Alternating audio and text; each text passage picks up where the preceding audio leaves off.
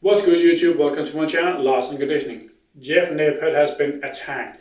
So in this situation, from what I can understand, is Mike, for whatever reason, felt the need to not just raise his voice against Jeff, but basically almost punch him in the throat over a video where he made as a response to where Mike said, if you science-based lifters know so much, how come you're so small and weak? Whereas Jeff made a video where he basically said that not that he doesn't have to answer this, but he listed his credentials and listed the reasons why that he used science-based lifters, and also explained that just because you have a lot of muscle mass, that doesn't necessarily mean that you know a lot, because if that was the case, if the best physique meant you have the most knowledge, that would make Chris Bumstead the most knowledgeable person on the entire earth, because he has, well, the best physique. He has won 6 years in a row.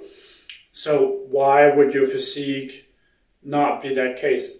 And that's the reason. Just because you have a lot of muscle mass or good genetics like Chris, you can have good genetics and not get anywhere if you don't have someone with the proper knowledge to help push you.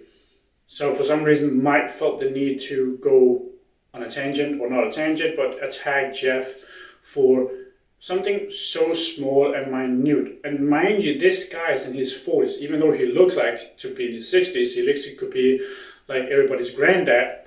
And that's because of his anabolic use.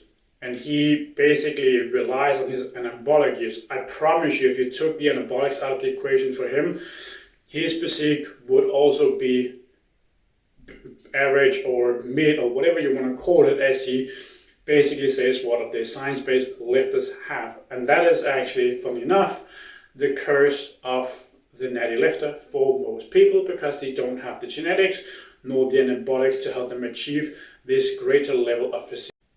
Apparently, Mike has also turned himself in as a response to Nippard having pressed charges, which I think is an excellent choice from Jeff Nippard's side to actually press charges, because this is something where physically Nippard is actually kind of lucky that nothing physically actually happened to him, but physically or mentally it can very much be a very different scenario for him. This can actually leave some sort of trauma, at least for a shorter period of time. Mike and Jeff actually used to train in the same gym, so Mike has seen Jeff quite a lot, but then suddenly decided to start doing this, what seems a completely unprovoked attack. And I cannot imagine Jeff having done anything to actually initiate anything, because Jeff, from all videos I have seen and heard, he is a genuine, soft, kind-hearted and spoken person,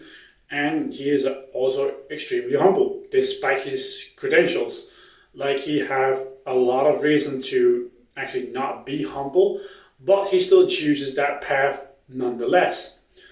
So Mike is very much in the wrong here, and I think he has attacked, the most respectful person within the fitness industry, at least one of the most respectful people.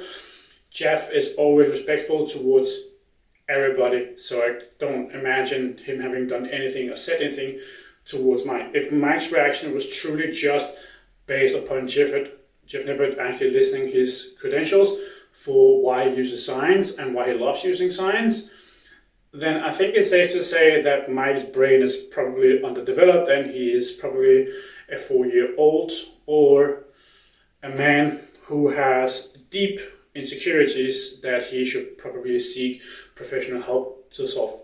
Thank you for watching. Lasting Conditioning.